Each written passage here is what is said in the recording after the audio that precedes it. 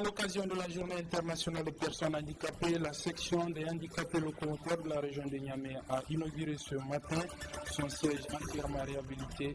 On en parle dans cette édition.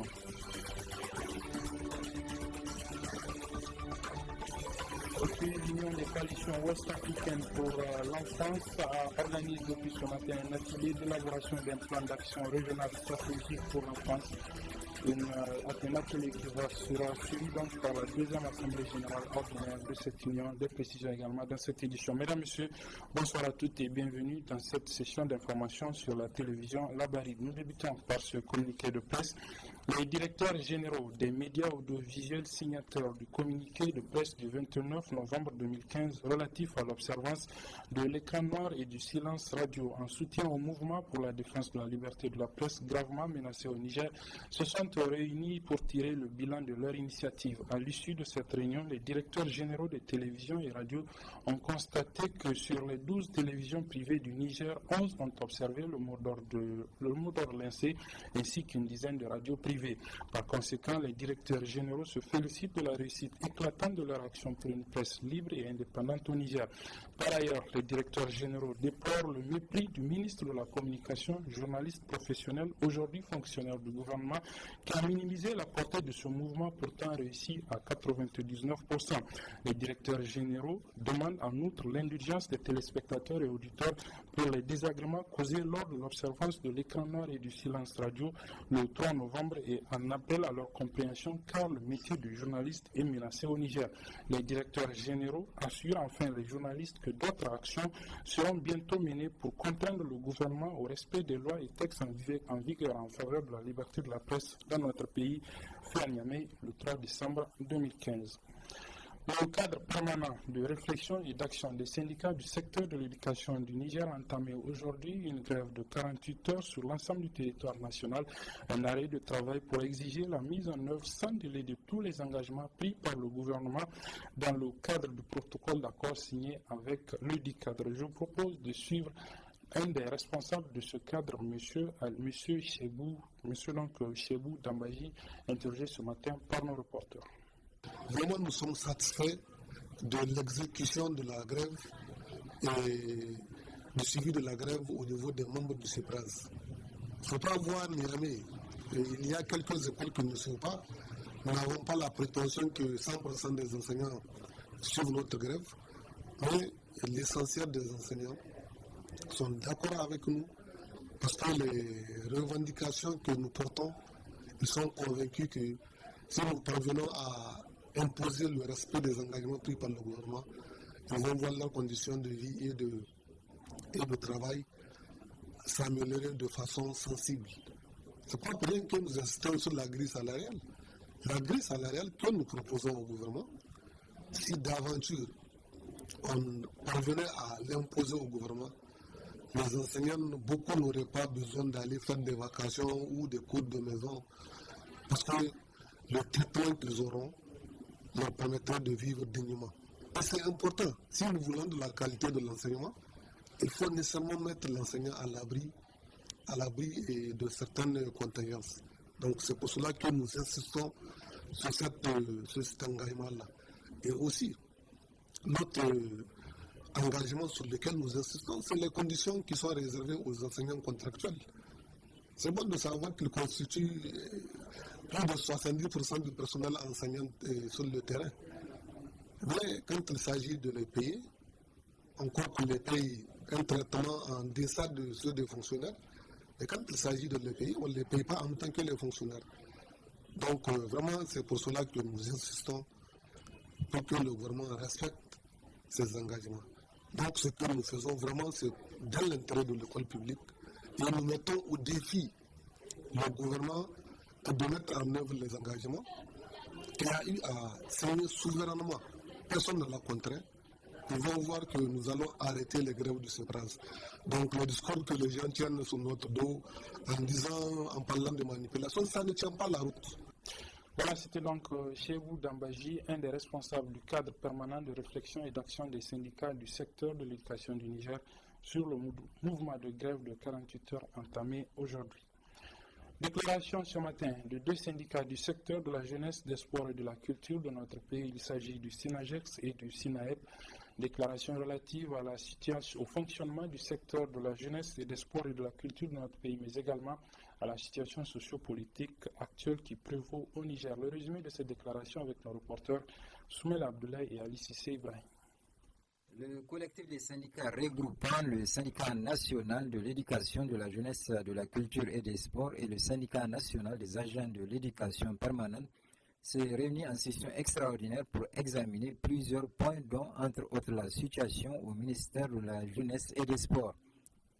Le collectif des syndicats SYNAGEX et SYNAEP félicite et encourage le ministre de la jeunesse et des sports, le secrétaire général du ministère et tous les responsables pour leur dévouement, leur sens élevé de responsabilité et pour le climat de partenariat franc et sincère entretenu entre le collectif des syndicats. Le SYNAGEX et le SYNAEP les invitent à poursuivre leurs efforts en œuvrant davantage pour l'intérêt des agents du ministère. Aussi, les invitent-ils à poursuivre les réformes engagées par le dit ministère. Ensuite, relativement au protocole d'accord, le SYNAGEX et le SYNAEP exigent du gouvernement la satisfaction des points ci-après. Demande au ministre de la Jeunesse et des Sports de tenir dans les meilleurs délais les états généraux du sport afin d'aboutir définitivement à la définition de la politique nationale du sport au Niger. Exige la signature de contrats de convention avec les fédérations sportives et l'octroi d'une subvention conséquente aux dites fédérations. Invite solennellement le ministre de la Jeunesse à s'investir pleinement dans le processus de renouvellement du bureau du Conseil national de la jeunesse. Rappelle au ministre de la Jeunesse et des Sports l'existence des grands défis dans le secteur dont il a la charge.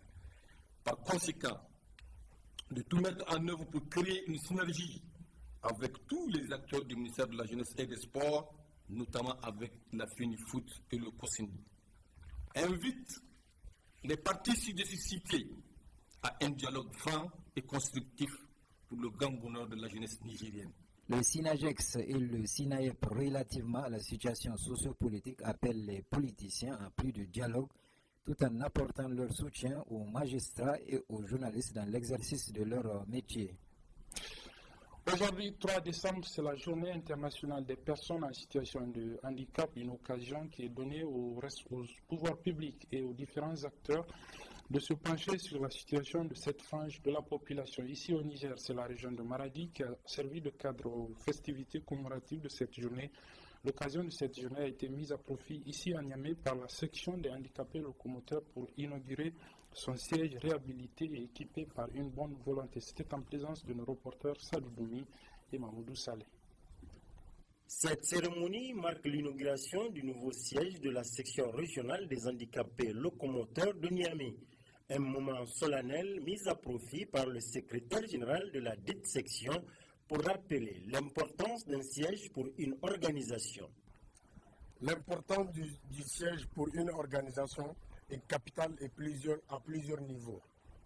Car le siège permet non seulement à cette dernière d'avoir une adresse fixe, mais aussi et surtout de mener en toute sécurité ses activités. Ce qui est un gage de sérieux et de crédibilité aux yeux de nos membres et ses partenaires. Avoir un siège pour une organisation comme la nôtre est aussi synonyme de la promotion du bien-être individuel et collectif de nos militants. Je voudrais qu'il me soit permis d'informer l'assistance que l'ensemble des travaux liés à la réhabilitation et à l'équipement du siège de notre association ont été totalement financés grâce à la générosité d'un homme ici présent. J'ai nommé M. Elhaj Hamza Amadou Maïnassara. Ce geste de Elhaj Hamza Amadou Maïnassara doit faire école chez d'autres bonnes volontés afin de venir en aide aux personnes en situation d'handicap. À l'occasion toujours de la célébration de cette journée, la section du premier arrondissement communal de l'association des handicapés locomoteurs du Niger a, elle, organisé cet après-midi à la Maison des Jeunes et de la Culture Yad Sékou de Niamey une soirée culturelle que nous résument Nasser Dantofo et Nasser Seydou. La journée mondiale des personnes handicapées, célébrée chaque 3 décembre de l'année, a été mise à profit par l'association nigérienne des handicapés locomoteurs du 1er arrondissement communal pour en faire une journée de retrouvailles et de réjouissance à travers cette soirée culturelle. Cette soirée culturelle, au-delà de la réjouissance, doit tenir du thème de cette année. Les questions d'inclusion à l'accès à l'autonomisation des personnes de toute activité vise à réduire les inégalités éliminées. L'obstacle à la participation égale des personnes handicapées dans la société. Les sous-thèmes à prendre en compte à cette journée pour cette édition 2015. Rendre la ville inclusive et accessible à tous. L'amélioration des données et statistiques invalidité, y compris les personnes ayant un handicapé invisible dans la société et le développement. Par ailleurs, je saisis cette occasion pour lancer un appel à toutes les personnes handicapées d'abandonner la mendicité, une fléau social d'adopter pour les travail productifs et rémunérateurs enfin d'un plan d'interrogation socio-économique de la communauté. Une soirée riche en animation culturelle qui a vu la participation de Gingiri Lompo, qui a été nommé ambassadeur des handicapés locomoteurs du 1er arrondissement, et Yassine Hassan Diallo comme président d'honneur de cette association. L'association des donneurs bénévoles de sang du Niger a entamé, comme vous le savez, à Hollande et le week-end dernier, la deuxième phase de la campagne nationale de dons volontaires de sang. Ce matin, ce sont les élèves du collège et lycée Ligue islamique mondiale du 5e arrondissement communal qui sont allés au niveau du centre national de transfusion sanguine pour donner leur sang. Aboubakar Souley et Nasser Dantofo nous font le compte rendu. Après Wallam, c'est Niamey qui a constitué la deuxième étape de la deuxième phase des campagnes de la promotion du don de sang. Ils étaient nombreux, les élèves de la Ligue islamique mondiale, à faire le déplacement du Centre national de transfusion sanguine afin d'apporter leur contribution dans cette noble mission de l'association des donneurs bénévoles du sang du Niger. Nous sommes là aujourd'hui dans le cadre de la campagne lancée par le CNTS du don de sang. Donc nous sommes décidés aujourd'hui à être là pour faire de notre part aussi. Et je précise que c'est une convention que nous avons avec le CNTS il y a de cela des années. Et on le fait au moins 2 fois dans l'année.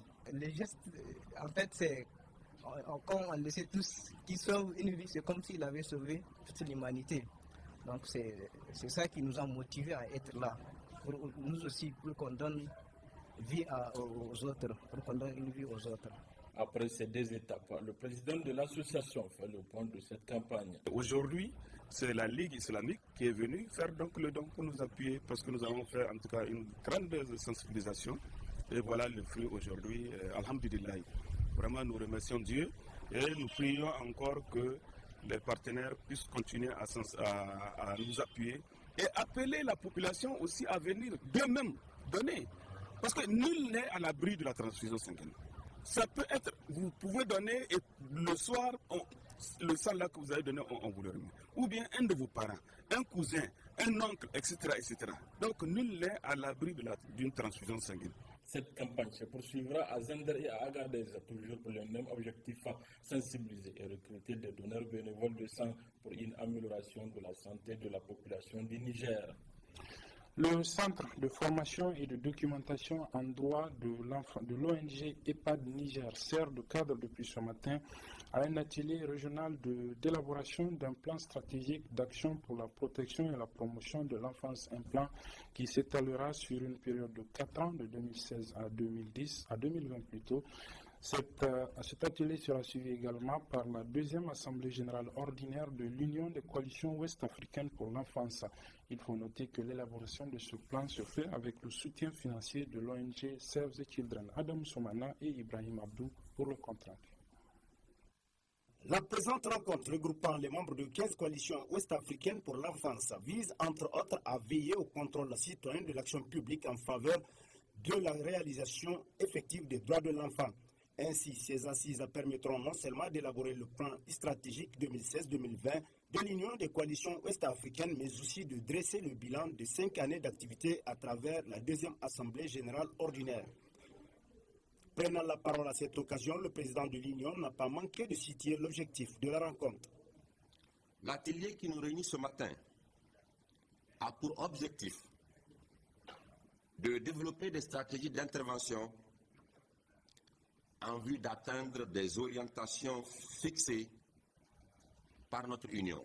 Après l'élaboration de nos propositions d'actes stratégiques, nous tiendrons donc notre deuxième Assemblée générale ordinaire. L'occasion de faire le bilan de la mise en œuvre des 4 années de mandat et de dresser le tableau des défis et des opportunités. Cette deuxième Assemblée générale également verra l'élection des nouveaux membres du bureau pour un mandat de 4 ans. Quant à la représentante de Save the Children's Aid et celle du Comité africain des experts sur les droits et le bien-être de l'enfant, Mme Sidi Kouessata, elles ont toutes loué les actions menées par l'Union sous la conduite éclairée de son président Sidi Moussa. Procédant à l'ouverture officielle de ces travaux, le président de la Commission nationale des droits humains a souligné le contexte dans lequel se tiennent ces assises avant d'inviter l'ensemble des participants à mûrir davantage leurs réflexions sur l'objet de cette rencontre. Je vous exhorte à examiner à fond l'avenir de toute une génération d'enfants,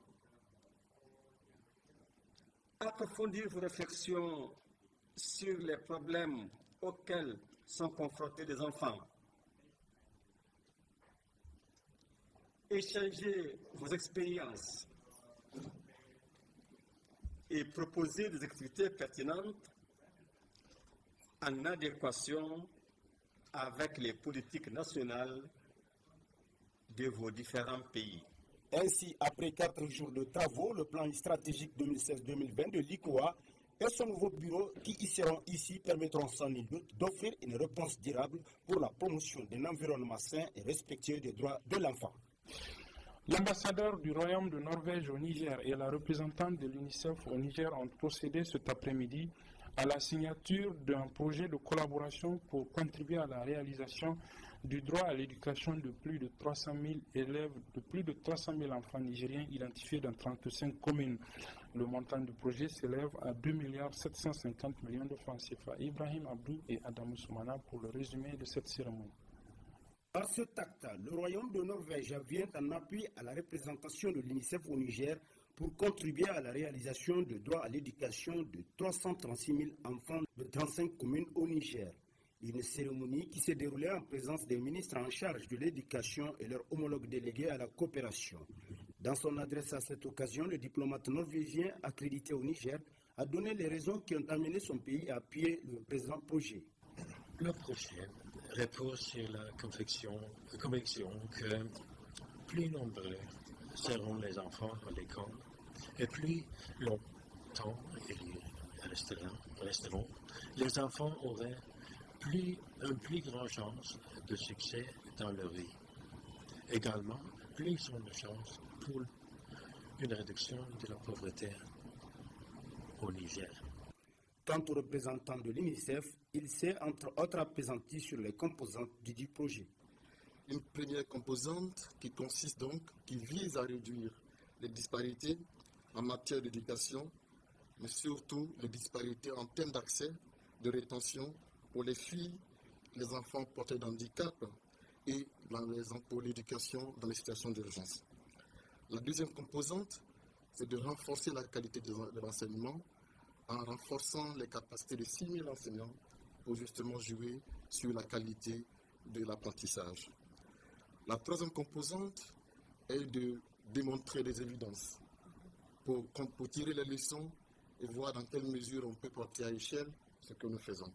Ce projet s'inscrit dans le cadre du programme de coopération, mais aussi dans le PSF, dans le PDS 1 pour lequel nous faisons l'évaluation, mais sûrement qui sera accompagné, qui sera reconduit dans le PDF 2. Pour sa part, la ministre déléguée à la coopération, tout en saluant cet appui d'une contribution inestimable aux efforts du gouvernement dans le secteur de l'éducation selon elle, n'a pas manqué de souligner l'objectif visé à travers ce geste norvégien. D'un montant de 2,750 milliards de francs CFA sur une période de 2 ans, ce projet a pour but de renouveler l'engagement conjoint du Royaume de Norvège et de l'UNICEF à faire du droit à l'éducation de chaque enfant nigérien, et plus particulièrement les enfants les plus défavorisés, une réalité. À noter que cet appui permettra de faciliter une recherche opérationnelle en appliquant différentes méthodologies et en expérimentant et documentant de nouvelles approches favorisant un accès universel à une éducation de qualité. Voilà, c'est la fin de cette édition, mesdames, messieurs. Merci de l'avoir suivi. Merci également aux équipes techniques et rédactionnelles qui m'ont aidé à vous la présenter. Les programmes se poursuivent sur la télévision La Barre. Au revoir.